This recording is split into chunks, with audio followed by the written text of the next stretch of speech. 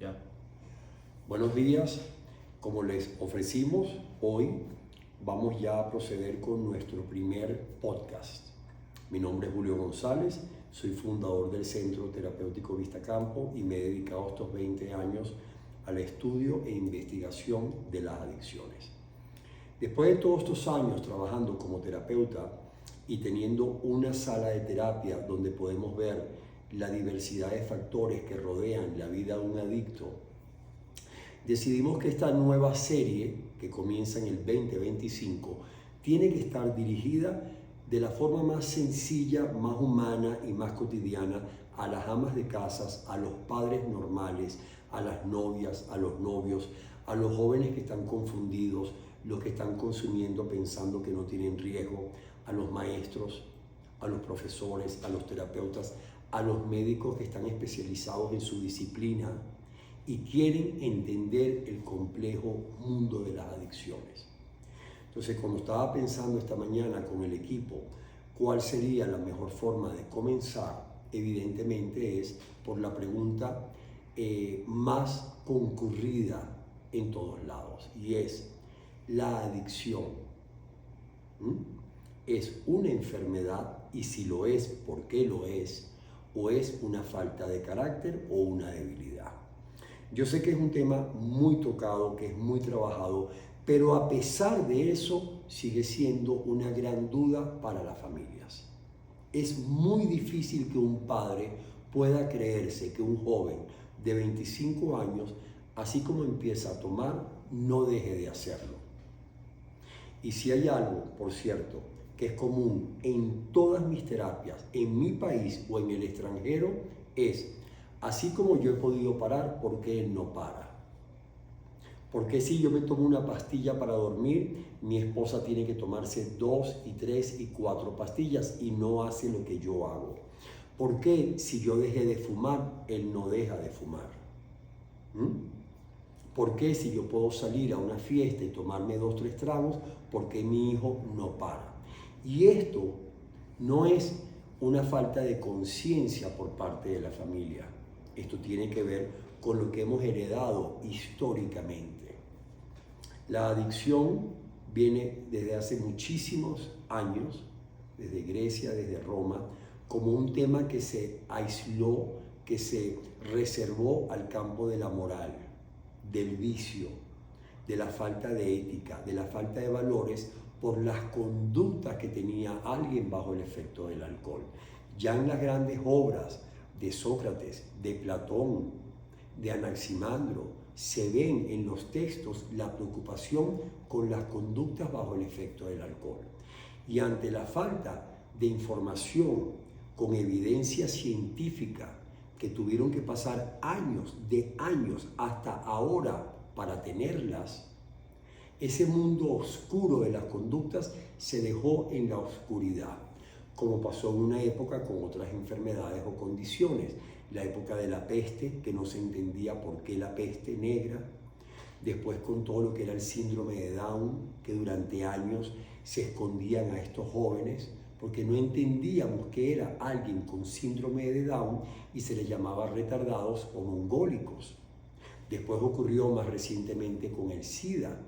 Se encasilló en el mundo de la homosexualidad o de la etnia negra de África y por supuesto miles de personas muriendo porque no fueron asistidas en otras áreas. En el mundo de la adicción, esta herencia llega hasta nuestros días. Entonces, yo pienso que hoy yo quisiera que todas las personas que tengan acceso a esta grabación, que la tendremos en nuestro canal de YouTube que se llama Julio González, Tratamiento de las Adicciones, ¿es así? Recuperación de las adicciones. Julio González, Recuperación de las Adicciones. Ahí tenemos todo lo que hemos hecho a lo largo de estos 20 años. Charlas, conferencias, ciclos, años de live, y ahora comenzamos con estos podcasts. Entonces, ¿por qué es una enfermedad y no una debilidad? Porque resulta que en la medida en que una persona empieza a consumir otros factores que tiene esta persona, como puede ser la predisposición genética, el contexto social, la dinámica familiar, van a afectar ese consumo inocente que comienza entre los 12, 13, 14 años. Yo soy alcohólico recuperado hace muchísimos años, pero cuando yo empecé a coquetear con el alcohol, como tantos hijos de ustedes, como tantos amigos de ustedes, como sus padres, como sus hijos, como sus novias, tú tienes una actitud inocente. Te invitan a ir a un bar y tú empiezas a probar el alcohol o coqueteas con el cigarrillo por rebeldía, para explorar, porque te lo recomiendan. Yo no lo llamaría presión de grupo, que es lo que todo el mundo publica, sencillamente porque el contexto así lo presenta. Es una oferta en el mundo que te rodea. Entonces resulta que cuando una persona de 14, 15 años prueba, por ejemplo, una cerveza o prueba un cigarrillo, si en su historia familiar, ¿no? Si atrás en su genética, por eso es importante conocer nuestras historias familiares, hay una predisposición genética al alcohol, resulta que este joven, sin saberlo, en vez de tener capacidad para 2 o 3, puede llegar a 4, 5 o 6. Y al principio, quiero dejarlo claro, no hay ningún problema. Al principio hay que reconocerlo, es placentero. Yo no estoy de acuerdo en los terapeutas o en los expertos que dicen que hay que evitar decir que las drogas producen un placer. Producen un placer al principio. Como el chocolate, como los carbohidratos, producen un placer al principio. ¿Qué pasa? Que cuando el grupo que está consumiendo alcohol, 14, 15, 16, 17, o cigarrillos, o marihuana, que esa es la edad entre 12 y 16, 17, alcohol, cigarrillo, marihuana. Resulta que la mayoría del grupo va a ir hacia la adolescencia y hacia la madurez sin desarrollar adicción. Sin desarrollar ningún tipo de dependencia. La mayoría no lo va a desarrollar. Pero resulta que un grupo, más o menos de 10 que consumen 2, para eso están los estudios, más o menos de 10, 2 o 3, que tienen lo que les vengo diciendo de la predisposición genética, tienen una tolerancia, tienen una capacidad de resistencia para llegar a 5, 6, 7 tragos, 3, 4, 5, 6 cigarrillos, un tabaco de marihuana, 2 tabacos de marihuana. Pero nadie alrededor advierte que esa luna de miel en un momento dado va a empezar a complicarse. ¿Cómo funciona? Dicho lo más sencillo posible. Resulta que el daño que empieza a ocasionar el etanol, el 9-THC de la marihuana, etc., ese daño todavía a ese organismo tan joven, él lo puede combatir. Se convierte en una resaca, se convierte en una borrachera, se convierte en que tuvo vómitos, en que estuvo mareado, y la gente se ríe alrededor porque la mayoría va a pasar esta fase y va a continuar saludablemente al futuro. ¿Qué pasa? Todos estos días, presta atención, estos días, estos meses o estos años es lo que se llama el silencio clínico. El silencio clínico es como el cáncer, como el coronavirus, que se puede ir desarrollando y tú no tienes síntomas, tú no tienes dolor, tú no tienes nada que te indique, yo me estoy enfermando. Ese es el silencio clínico y es lo que sorprende a todo el planeta, a todas las familias. Pero si él trabajaba muy bien, pero si Maradona era campeón mundial de fútbol, pero si Whitney Houston era una gran cantante, claro, porque tú vas consumiendo, se va desarrollando esta neuroadaptación entre el químico y tu cerebro y tú sigues hacia adelante. Te casas, trabajas, abres una empresa y de repente llega un día que por alguna circunstancia, puede ser al año, a los 15 años, a los 20 años, llega un día en que ese consumidor dice, aquí está pasando algo. Las borracheras están escalando. Yo tomaba nada más los viernes y sábados y de repente me doy cuenta que ya el jueves y el miércoles estoy tomando. Yo siempre tomaba dentro de un contexto social en la calle, ahora me encuentro que estoy tomando en la casa. Yo antes me definía como bebedor social y ahora me doy cuenta que me puedo tomar un trago, fumarme un tabaco, meterme una raya de cocaína, inyectarme X sustancia estando solo en mi casa. Y tú decides, caramba, yo quisiera controlar, yo quiero frenar este consumo. Yo he tomado la decisión que yo quiero frenar. ¿Por qué? Porque me estoy sintiendo mal, porque no me gusta lo que estoy viendo, porque mi esposa está molesta, porque mis padres me dicen que no lo van a permitir, estoy amenazado de perder el trabajo, porque ya no me puedo concentrar para estudiar. Y cuando empiezas a ver consecuencias negativas, tú dices, yo voy a poner de mi parte. Todo esto para responder si es una enfermedad o debilidad de carácter o falta de personalidad. Y resulta que tú dices, voy a poner de mi parte. ¿Y qué pasa? Como decía el escritor Duval, mientras podía parar, no lo hice, y ahora que he decidido parar, ya no puedo. ¿Por qué no puedes parar? Porque ese joven que ahora tiene 18, 20, 25 años o más, se da cuenta que si no toma, por ejemplo, si no toma alcohol, resulta que tiene insomnio.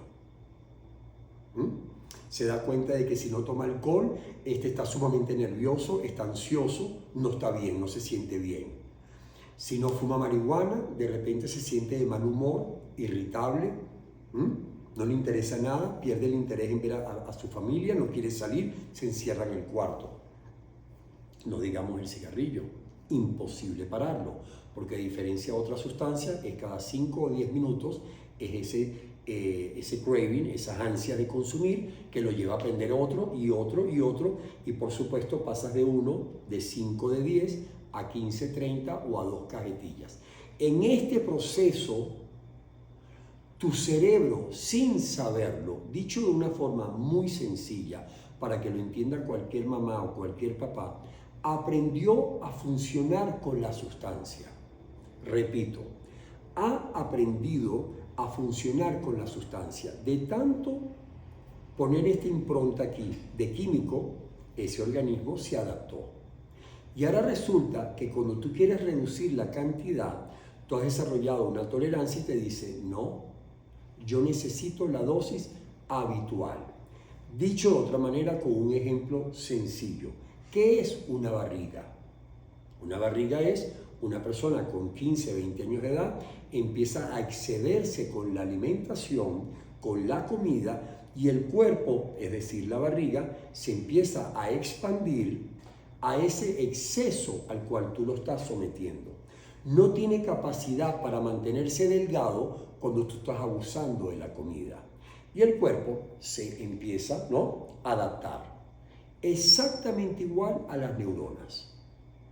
Las neuronas, todo el sistema nervioso, tus moléculas, tus átomos, de tanto químico al cual lo has sometido, se adapta, esa neuroadaptación a la sustancia, y ahora para poder funcionar, aunque funcione mal, te la pide.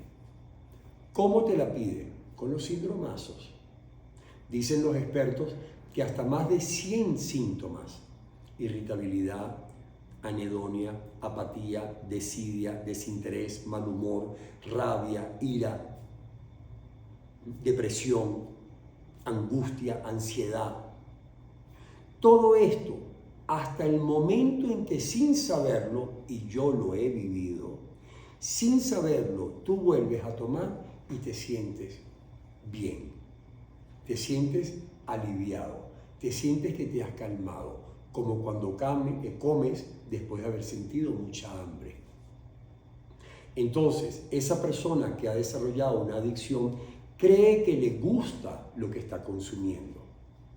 Y cuando vienen a una entrevista conmigo o con mi equipo en el Centro Vista Campo, tú le preguntas por qué consumes y escuchen lo que les voy a decir. A mí me fascina un dato, me encanta un dato, una información reconfirmada, una evidencia. Y esto lo hago conversando con mis colegas en Israel, en Barcelona, en Chile, en Portugal, en Canadá. ¿Cómo en tu centro, cómo reaccionan en las entrevistas? Julio, el 90% te responde porque me gusta. Mire, ¿tú por qué consumes? Porque me gusta. No, a los 5 minutos están llorando. Cuando empiezas a entrevistar su vida, su calidad de vida, ese paciente empieza a llorar. Es decir, no me gusta, me calmaba, me calmaba, me calmaba. Y entonces es una enfermedad porque pasan meses, años haciendo lo imposible para volver a tener el control, y quiero dejarlo claro, que nunca, jamás volverán a tener.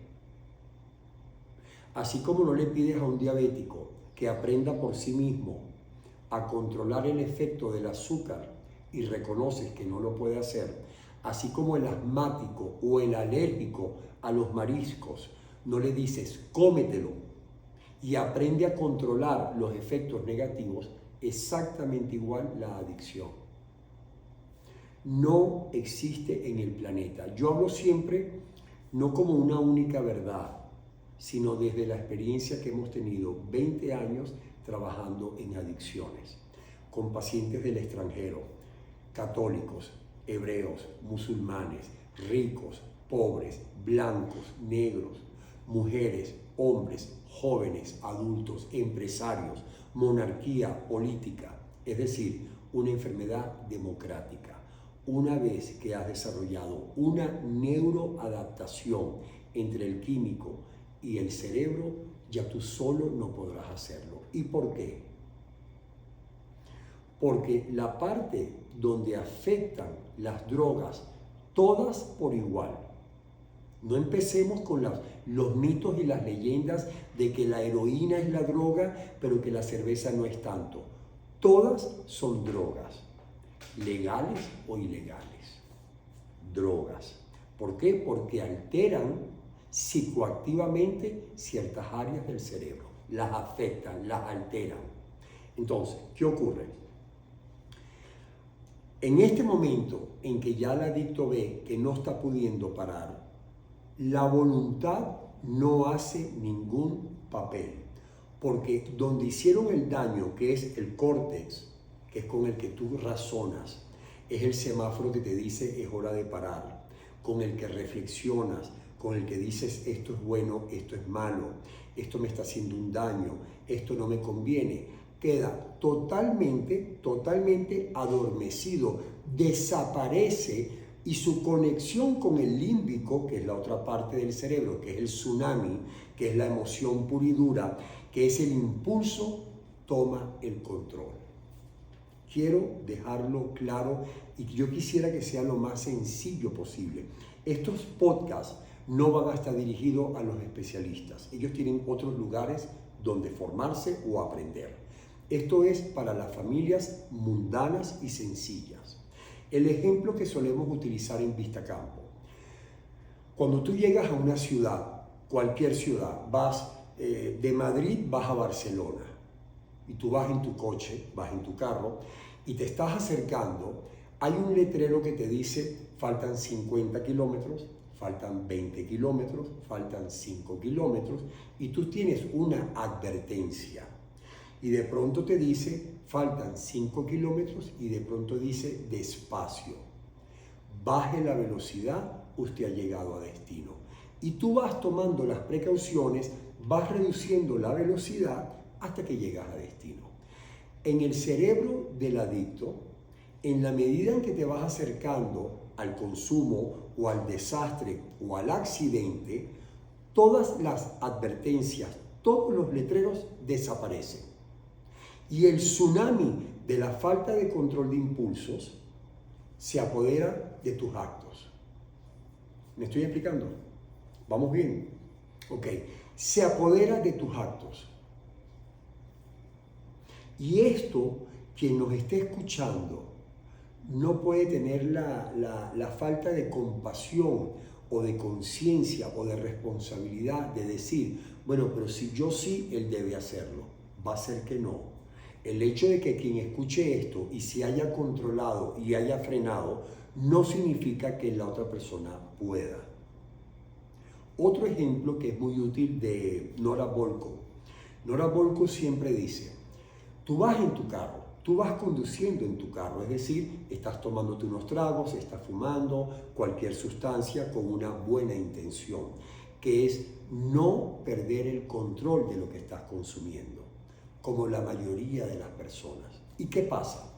El símil es el siguiente. Tú vas por la autopista y por supuesto ves una señora que tiene un coche que va a atravesar la calle en el semáforo. Bajo ningún momento tu voluntad te dice yo le quiero hacer daño. Tu voluntad te dice sobre mi cadáver yo voy a cometer un accidente. Yo le voy a hacer daño a la señora con su hijo en el coche. Yo voy a frenar. Pero resulta que toda tu voluntad está en una parte del cerebro, toda tu voluntad, que no tiene que ver con los frenos. Y los frenos no funcionaron. Y hubo el accidente. Hubo el accidente. Es decir, una parte del cerebro no va a tener un link, una coherencia con la otra parte del cerebro. Y esto es importante saberlo porque son miles de personas en el planeta que no piden ayuda en un tratamiento porque siguen pensando yo voy a poder frenarme, yo voy a poder parar. Adicto que ha desarrollado una dependencia aquí o en Madagascar va a tener que pedir ayuda. Cuando una persona publica yo pude parar yo solo o no era adicto, simplemente fue un periodo de su vida en el que se engordó, en el que fumó, en el que tomó y cogía recheras, pero no pasó la línea hasta llegar a lo que define a un adicto, el desastre.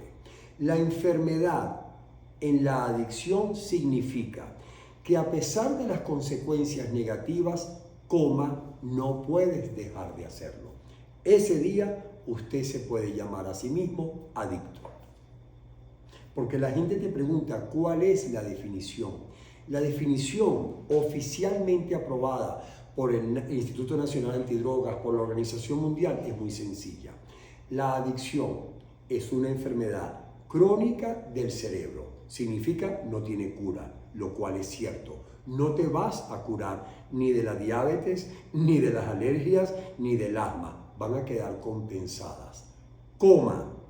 Que se caracteriza en que el adicto, aún consciente de que si consume va a ser un desastre, no puede dejar de hacerlo.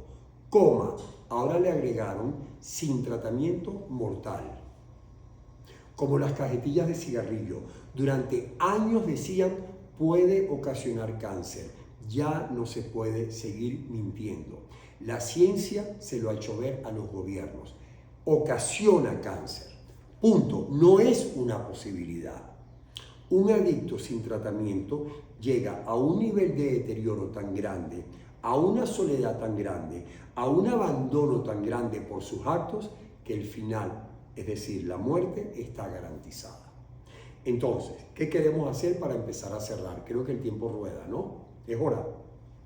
Ok. Fíjense bien.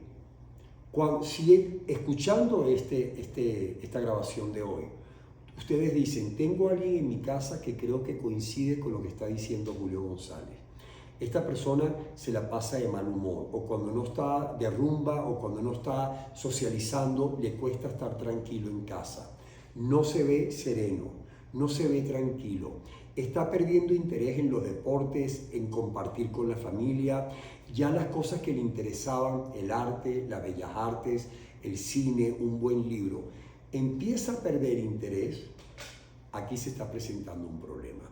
Porque el adicto, la adicción, se puede evaluar por el nivel de desastres del consumo del adicto. Repito, si queremos conocer la radiografía, la tomografía de un enfermo adicto, solo tienes que observar sus conductas. No me busques el riñón y la cirrosis, esto lo vemos después.